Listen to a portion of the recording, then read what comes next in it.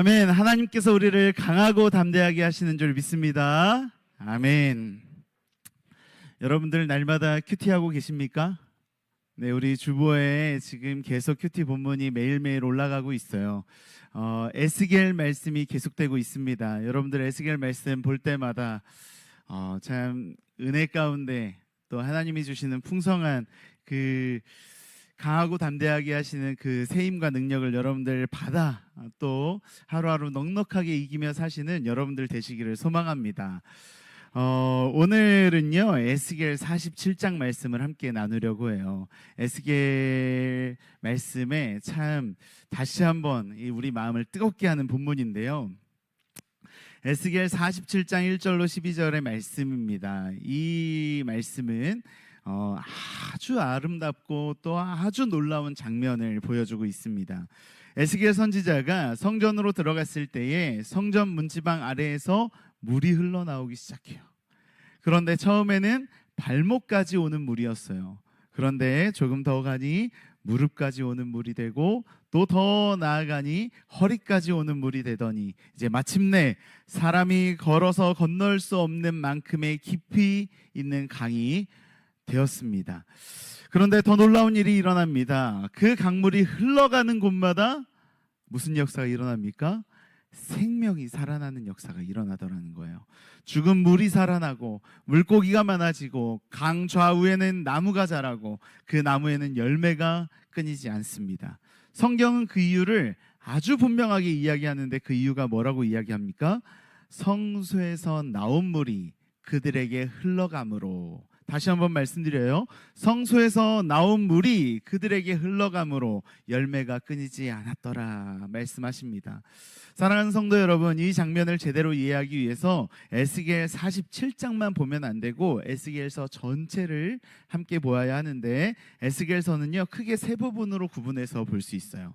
우리가 이제 지금 참 많이 에스겔서를 쭉 묵상해 와서 이제 43장, 44장 이렇게 가고 있는데 1장부터 24장까지는 어떤 말씀이냐면 하나님이 유다와 예루살렘을 강하게 심판하시는 이제 예언의 말씀이, 심판의 말씀이 기록됩니다. 이스라엘이 왜 심판받냐? 하나님께서 택하신 그 백성이었는데, 그 예루살렘이었는데 그 성전 안에서 하나님을 섬겨야 할 백성들이요 하나님이 아닌 우상을 사랑하고 우상을 섬겼기 때문이에요. 하나님보다 더 사랑하는 것들이 많아지기 시작했어요. 그러자 하나님께서는 그들의 죄를 심판하십니다. 이 과정에서 에스겔서에 아주 충격적인 장면이 나오는데요. 에스겔 10장에 보면 하나님의 영광이, 하나님의 임재가 그들의 삶과 그들의 성전에서 떠나세요. 하나님이 그들에게서 떠나시는 장면이 에스겔 10장에서 나옵니다. 하나님의 영광이 그 성전을 떠납니다. 여러분, 이것이 이스라엘의 진짜 비극이었어요. 나라를 잃어버리고 예루살렘과 성전이 무너지는 것도 비극이었지만 그보다 더 큰 비극은 하나님의 영광이, 하나님의 임재가 그들을 떠나는 것. 하나님이 그들을 떠나신 것이 가장 큰 비극 중에 비극이었습니다. 에스겔서는 그것으로 끝나지 않아요. 25장부터 32장까지 이스라엘의 주변 나라들 또한 하나님이 심판하시는 기록이 이어집니다. 33장부터 분위기가 반전되는데 하나님께서 그들을 다시 살리겠다, 회복하시는 이 예언의 말씀이 기록됩니다. 36장에서는 하나님께서 자기 백성에게 뭘 약속하시냐면 내가 새 마음을 주겠다. 그리고 내가 새 영을 주시겠다. 이렇게 약속하세요. 그리고 나서 37장에 우리가 너무 사랑하는 말씀이죠. 마른 뼈의 환상이 나와요. 40장부터 새로운 성전에 대한 환상이 시작되고 에스겔 43장에 이르러서는 놀라운 장면이 연출이 되는데 뭐냐면 10장에서 떠났던 하나님의 영광이 다시 그 성전으로 돌아오세요. 하나님의 임재가 그들의 삶과 가정과 성전 가운데 하나님이 다시 돌아오는 놀라운 회복의 역사가 43장부터 이루어집니다. 여호와의 영광이, 그 광채가 동문을 통해 성전 안으로 들어갑니다. 그래서 그 성전에 여호와의 영광이 가득하게 되죠. 그리고 나서 다음 장면이 오늘 본문입니다. 성전에서 오늘 본문에 보니까 이제 하나님의 영광이 가득한 그 성전에서 뭐가 흘러나오기 시작하냐면 물이 흘러나오기 시작해요. 여러분, 이것은요 우연한 장면이 아닙니다. 에스겔서의 흐름을 보십시오. 하나님의 영광이 떠났으나 하나님께서 다시 회복시키시고 하나님의 영광이 다시 성전에 가득하자 그 성전에서 살리는 물, 생명의 물이 흘러나오기 시작하더라는 거예요. 오늘 본문은 단순히 물에 관한 이야기가 아니에요. 하나님께서 죽은 것들을 다시 살리시는 회복의 이야기이고 무너진 이스라엘과 메마른 땅에 생명을 주시는 이야기입니다. 그리고 오늘 우리에게도 이 말씀이 아주 정말 소망의 말씀이 되어지는데, 왜냐하면 하나님의 이 은혜의 물이 오늘 내 가정과 오늘 내 기업과 오늘 내가 있는 이 예배당과 내 모든 삶의 영역 속으로 흐르게 하겠노라고 하나님이 약속하시기 때문입니다. 여러분, 기도가 말랐습니까? 여러분의 마음이 말랐습니까? 말씀이 말랐어요? 가정이, 사람과의 관계가 여러분 메말랐습니까? 열심히 살아가는데도 내 안에 생명이 없는 것처럼 느껴질 때가 있으십니까? 오늘 하나님께서 말씀하세요. 성전에서 흘러나오는 이 생명의 물이 너를, 그리고 우리의 삶의 모든 영역을 하나님께서 적시겠다고 말씀하십니다. 할렐루야. 오늘 이 말씀을 통해 우리 가운데 다시 생명의 물이 흘러넘치는 은혜가 있기를 소망합니다.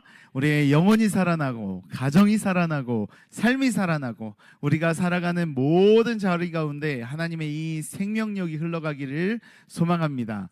오늘 말씀을 통해 세 가지를 좀 살펴보겠는데요. 첫 번째로는 성전에서 생명의 물이 흘러나온다는 거예요. 두 번째로는 물이 점점 깊어진다는 거예요. 세 번째로는 물이 닿는 곳마다 살아난다는 겁니다.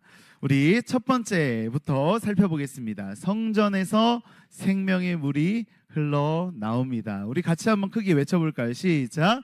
성전에서 생명의 물이 흘러나옵니다. 아멘. 1절 말씀입니다. 그가 나를 데리고 성전문에 이르시니 성전의 앞면이 동쪽을 향하였는데 그 문지방 밑에서 물이 나와 그 동쪽으로 흐르다가 성전 오른쪽 제단 남쪽으로 흘러내리더라. 에스겔이 지금 어디에 서 있습니까? 성전에 서 있어요. 성전 문지방 아래에서 뭐가 흘러나오는 것을 보냐면 물이 흘러나오는 것을 봅니다. 여러분, 성경은요 굳이 물이 어디서 시작되어져 있는지를 정확하게 보여주는데 물이 어디서부터 흘러나옵니까? 네, 성전에서부터. 어디에서 시작됩니까? 성전에서 시작된다라는 거예요. 성전 밖에 있던 물이 성전 안으로 들어온 것이 아니라 성전에서 물이 흘러나옵니다. 이것이 오늘 본문에서 첫 번째로 붙들어야 할 아주 중요한 사실입니다. 이것이 무엇을 의미하냐면 생명의 근원이, 은혜의 근원이 어디에 있다라는 거예요? 하나님께 있다라는 거예요. 사랑하는 성도 여러분, 사람은 살아가면서 끊임없이 생명의 근원을 찾아갑니다. 어떤 사람은 돈이 나를 살려줄 것이라고 생각하고 그것이 생명의 근원이라 생각하고 돈을 쫓아 살아가요. 돈이 많아지면 행복할 거라고, 돈이 많아지면 내가 안전할 거라고 생각합니다. 어떤 사람은 좋은 직장을 쫓아 살아가요. 좋은 직장을 만나면 좋은 직장이 나를 보호해주고 내 가정을 살릴 거라고 생각합니다. 어떤 사람은 좋은 사람을 만나면 내 인생이 안정될 거라고, 내가 좋은 남자를 만나면, 내가 좋은 여자를 만나면 내가 행복할 수 있을 거라고, 그렇게 생각을 하죠. 많은 청년들이 그렇게 이제 어디 좋은 남자 없나, 좋은 여자 없나. 어제도 이제 저에게 목사님 어디 좋은 남자 없나요? 네, 그렇게 끊임없이 우리는 나를 살려줄 무언가를 찾아서 생명의 근원을 찾아서 살아가요. 또 어떤 사람은 환경이 바뀌면 내가 행복할 수 있을 거라고 생각해요. 그래서 우리는 끊임없이 환경을 바꾸려고 합니다. 그래서 직장도 바꾸기도 하고 사는 곳을 바꾸기도 하고 내 주변에 있는 사람을 바꾸기도 하고 때로는 교회까지 바꾸기도 합니다. 환경의 변화가 필요할 때도 있죠. 그러나 성경이 우리에게 먼저 알려주시는 것이 있어요. 그것이 뭐냐면 생명의 근원이 환경에 있지 않다는 겁니다. 생명의 근원은 하나님께 있습니다. 에스겔서를 보십시오. 이스라엘의 가장 큰 문제는 나라의 크기가 아니었어요. 경제의 구조, 경제의 문제가 아니었습니다. 군사력의 문제도 아니었어요. 그들의 가장 근본적인 문제는 하나님과의 관계가 깨졌다는 것, 하나님의 관계가 무너졌다는 것에 있었어요. 성전은 있었지만 하나님이 떠난 성전이었어요. 예배의 형식은 있었지만 하나님을 향한 그 마음은 이미 무너진 채였습니다. 결국 하나님의 영광이, 하나님의 임재가 그들을 떠났어요. 그런데 하나님께서 회복을 시작하시면서 가장 먼저 보여주시는 것이 무엇입니까? 하나님의 영광이 다시 성전으로 들어오는 거예요. 그리고 그 다음에 무엇이 나옵니까? 하나님의 그 은혜의 물이, 또 성령의 물이, 생명의 그 물이 흘러나오는 거예요. 이 순서를 우리가 잘 기억해야 합니다. 하나님의 임재가 회복되고 그곳에서부터 생명이 흘러나오는 거예요. 하나님이 계시는 곳에 생명이 있다라는 거죠. 여러분, 이것은요 우리 신앙생활에 아주 중요한 지점이에요. 우리는 때때로 하나님께서 주시는 것에 초점을 맞출 때가 있어요. 하나님 이거 주세요. 하나님 저거 주세요. 이 문제 해결해 주세요. 하나님 우리 가정 회복시켜 주세요. 하나님 우리 자녀 잘 되게 해주세요. 하나님 로또 되게 해주세요. 하나님 뭐 주세요. 뭐 주세요. 끊임없이 하나님께 바라고 달라는 것 투성이에요. 하나님, 그런데 우리가 진짜 하나님께 구해야 할 것이 있어요. 우리가 진짜 하나님께 찾고 구해야 되는 게 있어요. 무엇인 줄 아십니까? 하나님 자체예요. 우리가 하나님을 구해야 합니다. 하나님이 주시는 것을 구해야 할 때도 있지만 하나님 자체를 구하고 하나님 자체가 나에게 최고의 상급이고 하나님 자체가 나에게 생명이고 하나님 자체가 나에게 복인 줄 알아야 된다는 거예요. 네, 우리는 복을 너무 사랑하는 민족이잖아요. 그죠? 숟가락에도 복이 써져 있고 젓가락에도 복이 써져 있고, 베고 자는 베개에도 복이 써져 있고 덮고 자는 이불에도 복이 써져 있고 온통 복을 너무 사랑하는 민족인데 하나님도 우리에게 복을 주길 원해요. 그런데 하나님이 주시고 싶은, 우리에게 정말 주고 싶은 복이 뭔 줄 아십니까? 하나님 자체를 주고 싶은 거예요. 내가 복이다. 내가 너와 함께하는 것이 복이고 내가 너와 함께 걷는 것이 복이고, 정말 이것이 가장 큰 복인 줄 여러분들 알고 구하는 저와 여러분 되기를 소망합니다. 하나님이 생명의 근원이고 복의 근원인 줄 여러분들 믿음으로 고백하시길 소망합니다. 시편 16편 11절에서 다윗은 이렇게 고백해요. 우리 같이 한번 읽어볼까요? 시작.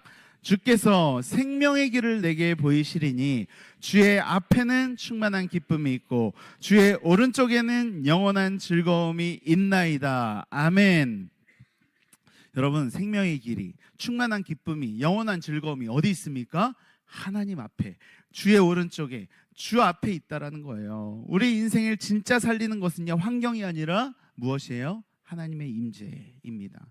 에스겔 37장의 말씀을 여러분들 기억하십니까? 에스겔 37장에 마른 뼈가 가득한 골짜기가 나와요.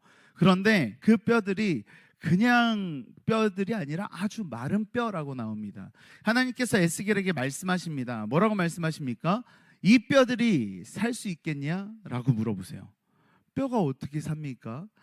그런데 이제 하나님이요 더 나아가서 에스겔에게 뭐라고 말씀하시냐면 그 마른 뼈에게 대언하라, 하나님의 말씀을 증언하라 말씀하세요. 에스겔 37장 4절입니다. 같이 한번 읽어보겠습니다. 시작. 또 내게 이르시되 너는 이 모든 뼈에게 대언하여 이르기를 너희 마른 뼈들아 여호와의 말씀을 들을지어다. 아멘. 여러분, 마른 뼈들이었어요. 마른 뼈가 여호와의 말씀을 들었습니다. 에스겔이 하나님의 말씀을 순종하고 대언하기 시작했는데 그 다음에 어떤 역사가 일어납니까? 뼈와 뼈가 만나고 연결되고 힘줄이 생기고 살이 오르고 가죽이 덮입니다. 그리고 하나님께서 생기를 향하여 대언하게 하시자 생기가 사방으로부터 흘러나와 그들이 그 생기로 말미암아 살아나고 마침내 큰 군대가 되었습니다. 마른 뼈를 살리는 것이 무엇이었습니까? 사람의 능력이었습니까? 환경의 변화였습니까? 아니었어요. 마른 뼈를 살리는 것은요 하나님의 말씀이었습니다.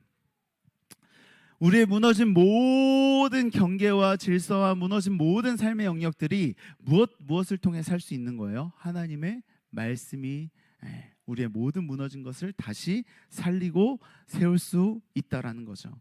그리고 그 말씀의 역사 가운데 하나님의 생기, 하나님의 영이 역사하셨어요. 그러므로 우리는 기억해야 합니다. 말씀이 생명을 일으키고 하나님의 영이 그 말씀을 통하여 역사하신다는 것을 알아야 한다는 거예요. 사랑하는 성도 여러분, 우리의 삶에 메마를 때 우리가 가장 먼저 해야 할 일이 그럼 무엇입니까? 무엇이에요? 네, 세상으로 달려가 사람을 찾아다니는 것이 아니에요. 내 능력을 더 어떻게 하면 끌어올릴 수 있을까? 이 문제를 어떻게 내 힘으로 해결할 수 있을까가 아니라 내 무너진 모든 것들을 살리는 능력이 어디 있어요? 하나님께 있어요. 말씀에 있어요.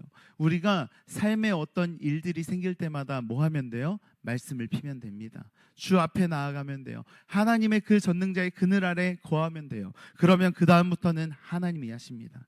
하나님의 말씀이 죽은 것을 살리기 시작해요. 죽어진, 깨어진 모든 관계와 모든 내 삶의 모든 무질서한 것들을 하나님이 다시 세우기 시작하십니다.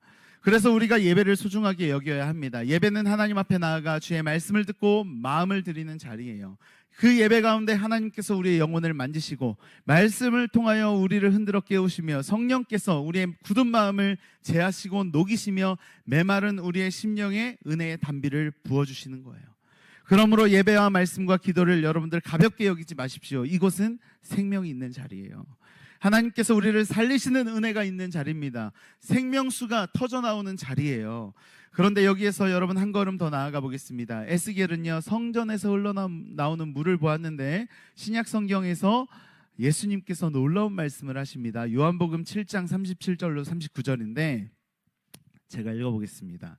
명절 끝날, 곧 큰 날에 예수께서 서서 외쳐 이르시되 누구든지 목마르거든 내게로 와서 마시라. 나를 믿는 자는 성경의 이름과 같이 그 배에서 생수의 강이 흘러나오리라 하시니 이는 그를 믿는 자들이 받을 성령을 가리켜 말씀하신 것이라. 아멘. 여러분, 이것이 얼마나 놀라운 말씀입니까? 에스겔은 성전에서 흘러나와 죽은 곳을 살리는 물을 보았어요. 그런데 예수님께서는 목마르거든 그 생수의 근원 되시는 내게로 와라. 나를 믿는 자는 그 배에서부터 생수가 터져나오게 하겠다.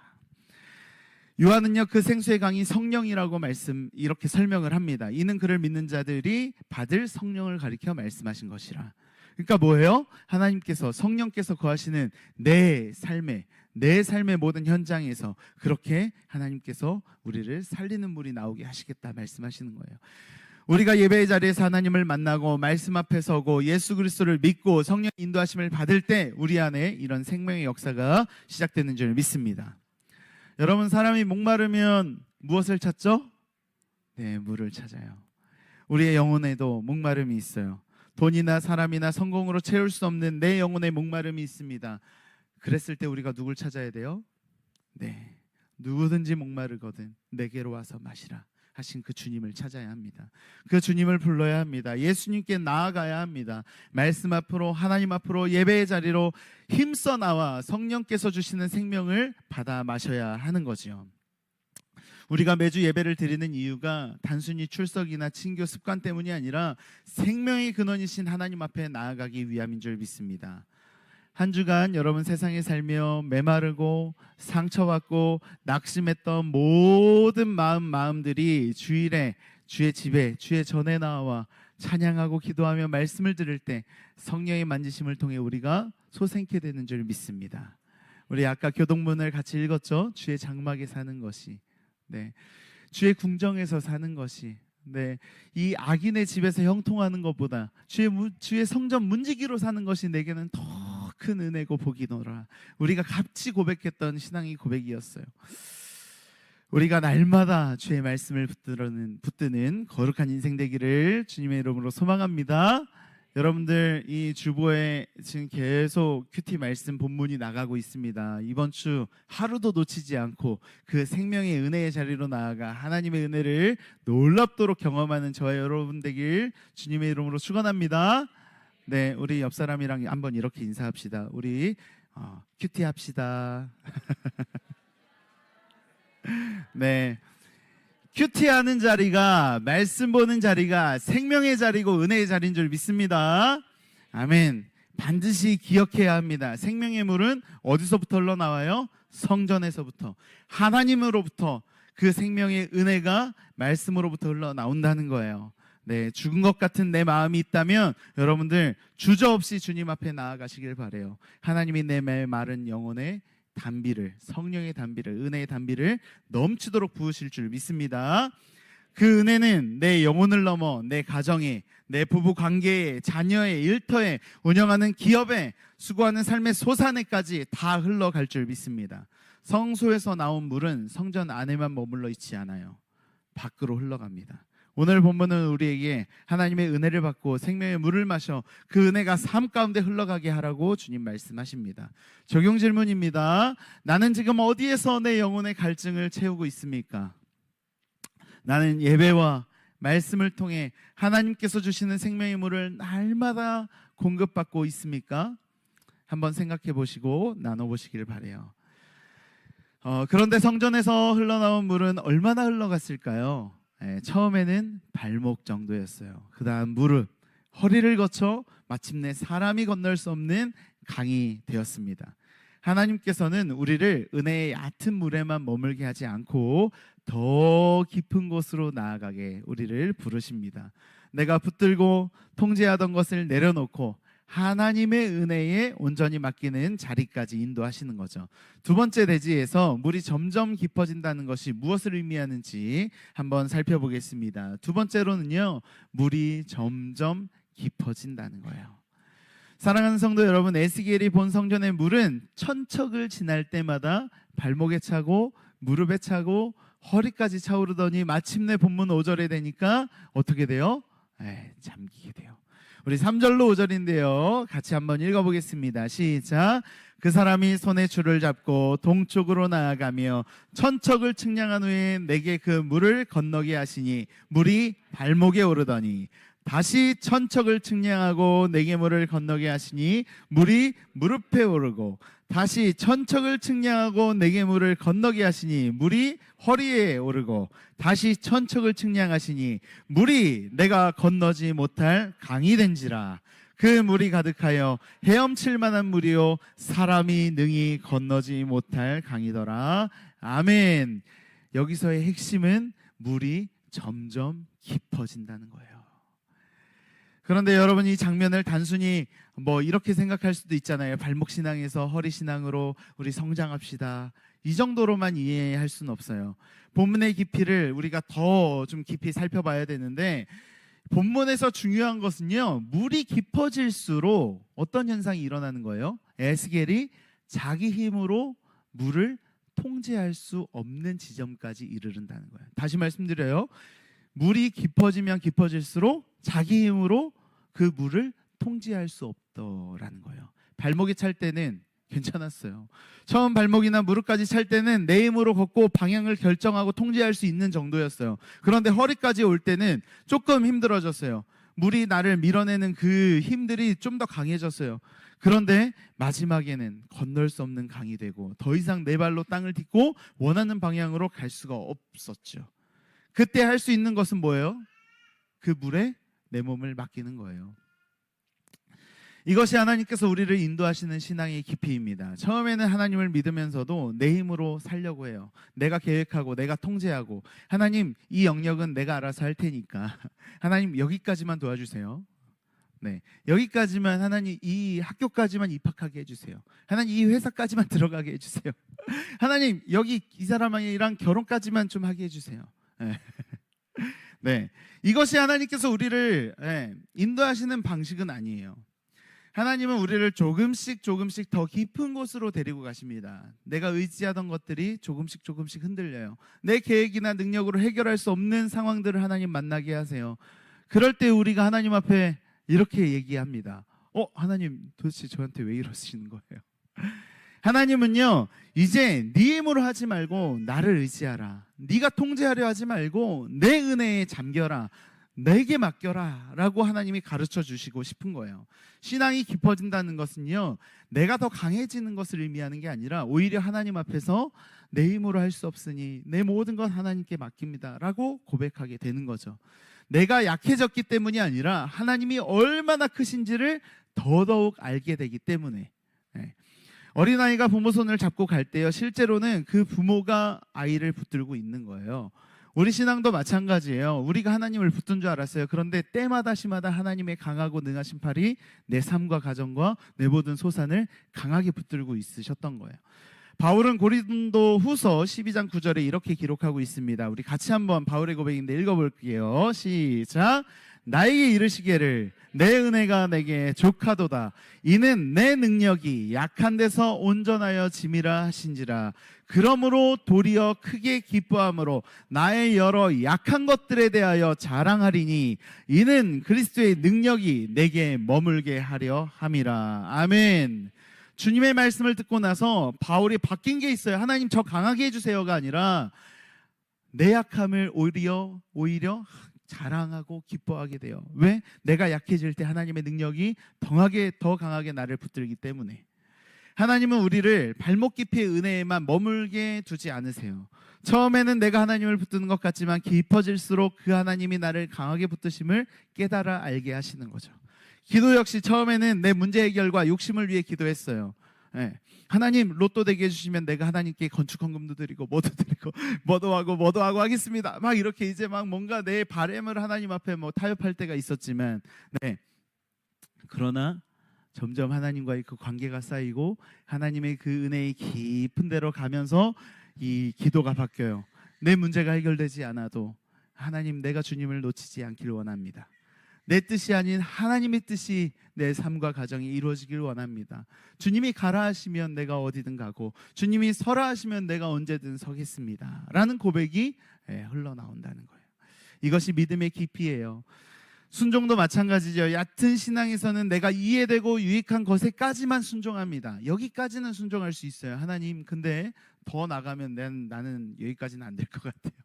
하나님, 전 여기까지인가 봐요. 네, 이렇게 얘기할 때가 있어요. 깊은 신앙은 이해되지 않아도 하나님의 말씀을 붙들어요. 비가 오지 않아도 방주를 만듭니다. 갈 바를 알지 못해도 주님이 말씀하시면 떠나요.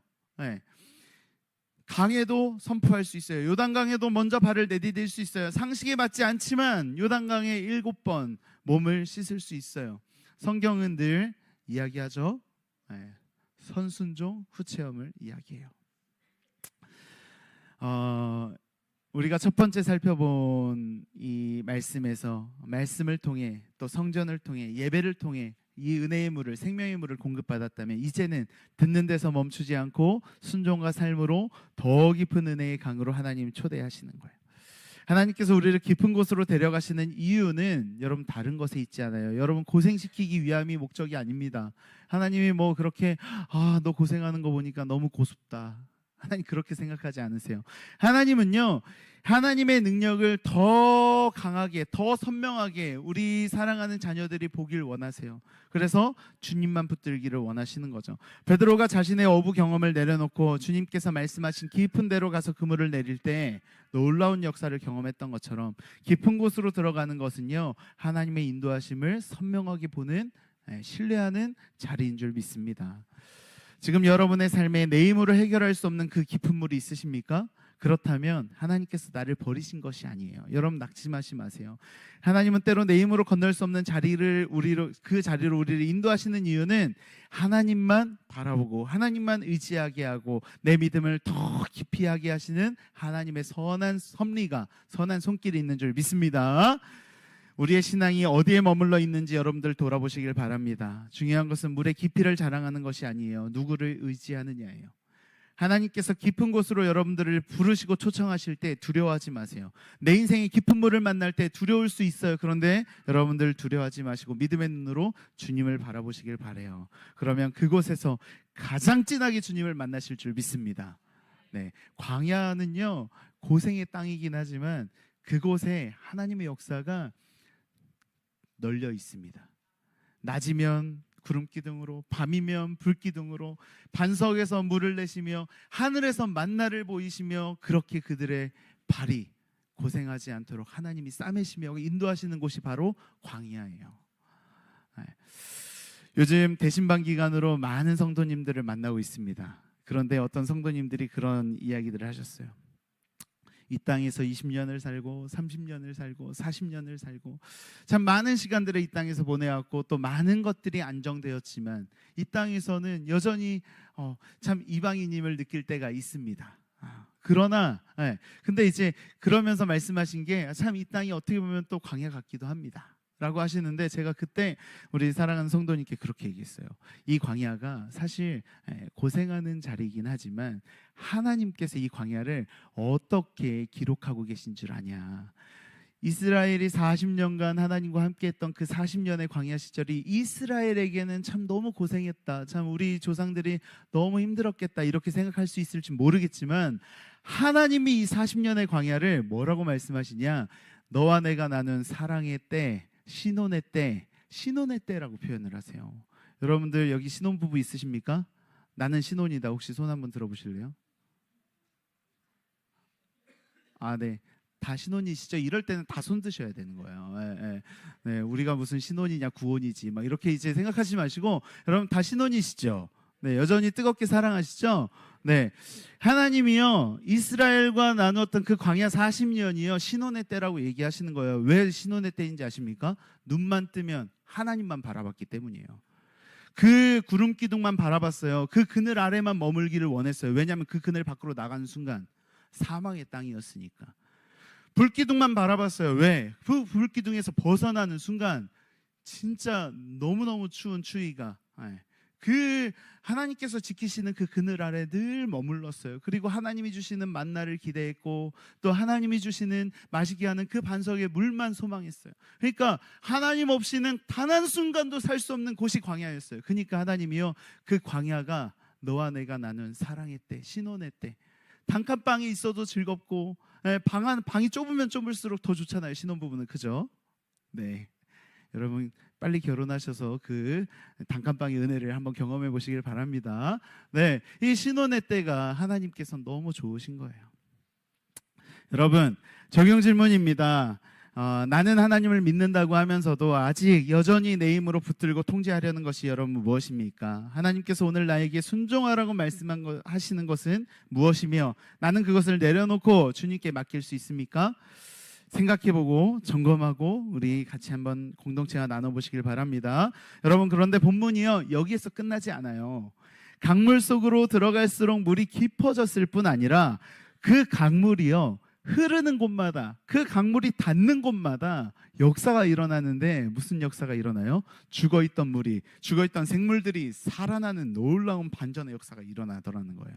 하나님이 우리를 깊게 하시는 목적은 나 혼자 깊어지는 데만 있는 것이 아니라 이 생명력이 나를 통해 다른 곳으로 흘러가게 하시는 데 있습니다.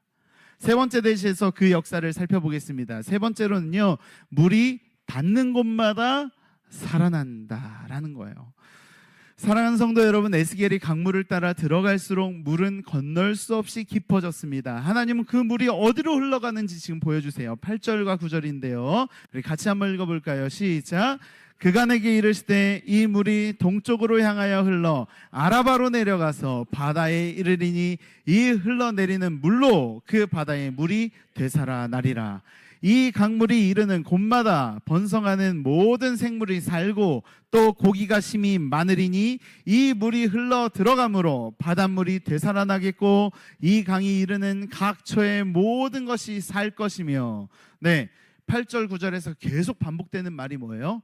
살린다, 산다, 살아난다 라는 거예요. 물이 닿는 곳마다 살아납니다. 은혜의 물이, 생명의 물이 닿는 곳마다, 이 성전에서 예배를 통해 흘러나오는 하나님의 그 놀라운 은혜의 물이 닿는 곳마다 살아난다 하시는 거예요. 하나님께서 우리에게 은혜를 주시는 목적이 있어요. 나 혼자 잘 먹고 잘 살고 나 혼자 위로받고 끝나라고 주시는 것이 아니라, 성전에서 나온 물이 성전 밖으로 흘러가 강이 되고 바다가 되고 바다를 살리며 예배와 말씀과 기도와 성령을 통해 받은 은혜가 내 삶과 가정과 일터와 타인에게 흘러가기를 하나님이 원하신다라는 거예요. 물이 계속 나오기만 하고 나가지 않으면, 물이 고이면 어떤 현상이 일어납니까? 냄새가 나죠. 물이 썩어요. 생명력을 잃습니다. 여러분, 우리에게 흘러 들어오는 이 충만한 은혜의 물이 사랑과 용서와 위로와 말씀과 복음이 정말 다른 사람에게 흘러갈 때 생명력 있는 생명의 열매들이 넘쳐나는 줄 믿습니다. 시편 1편, 참 우리가 사랑하는 시편인데요 거기에 보면 시냇가에 심은 나무가 나옵니다. 시냇가에 심은 나무가 철을 따라 열매를 맺습니다. 그리고 그 잎사귀가 마르지 않아요. 맞아요. 왜입니까? 그 나무의 뿌리가 어디에 닿았기 때문에? 신의 근원에 닿아 있기 때문에, 날마다 그 공급하시는 그 공급처에 닿아 있기 때문에 그래요. 에스겔 47장 12절에서도요, 각종 과실나무가 달마다 새 열매를 맺는 이유를 그 물이 성소를 통하여 나옴이라고 분명히 밝혀요. 12절입니다. 같이 한번 읽어보겠습니다. 시작. 강 좌우가에는 각종 먹을 과실나무가 자라서 그 잎이 시들지 아니하며 열매가 끊이지 아니하고 달마다 새 열매를 맺으리니, 여기서 중요합니다. 여기서 크게 한번 읽어볼게요. 시작. 그 물이 성소를 통하여 나옴이라. 그 열매는 먹을만하고 그 잎사귀는 약재료가 되리라. 여러분, 그 물이 어디를 통하여요? 성소를 통하여 나옴이라. 열매의 원인이요, 어디에 있습니까? 나무의 능력에 있습니까? 아니에요. 흘러나오는 그 물에 있어요. 우리 삶의 열매를 맺히려면요, 내 힘으로 애쓰기 전에 뭐부터 해야 돼요? 말씀과 기도와 성령의 생명수를 공급받아야 돼요. 그 은혜의 자리에 우리의 영혼의 뿌리가 다 있어야 돼요. 그러면요, 내 말과 태도와 가정에 정말 이 놀라운 이 자연스럽게 성령의 열매들이 맺히게 되어져 있는 거죠. 여러분, 요한복음 4장 우리 같이 말씀 나눴었죠. 수가성 여인의 이 말씀을 나눴었습니다. 여러분 기억하십니까? 사람들의 시선을 피해서 물을 길러 나왔어요. 정오의 때. 영원히 목마르지 않는 생수 주님을 그 여인이 만났습니다. 그 다음에 어떤 현상이 일어나는지 여러분 기억하십니까? 그 여인이요, 물동이를 버려두고, 그렇게 사람이 두려웠던 그 여인이 사람 한복판으로 들어가요. 마을 한복판으로 들어갑니다. 그리고서 그 여인이 그렇게 감추고 싶었던 자기의 그 아픔과 상처를요, 자기 입으로 이야기하면서 나의 이 상처와 나의 이 아픔을 다 아시는 주님을 내가 만났노라고 그러면서 나를 살리신 그 주님을 막 입술로 고백합니다. 예수 그리스도를 전합니다. 예수님을 진짜 만난 사람은 혼자 살아나는 것에 그치지 않고 자기를 살린 생명의 복음을 다른 사람에게 흘려보내게 돼요. 그리고 그 상처와 아픔을 하나님이 뒤집어서 어떻게 사용하세요? 사람을 살리는 오늘 본문의 약재료가 되게 하세요. 숨기고 싶고 감추고 싶었던 내 상처와 아픔과 내 눈물을 하나님이 누군가를 위로할 수 있는 약재료가 되게 하시고, 사람을 살리는, 사람을 공감하고 체휼하게 하시는 그 능력으로 그걸 뒤집어 역전시킨다는 거예요. 할렐루야. 하나님을 만나면 우리 삶에 버릴 게 하나도 없는 거예요.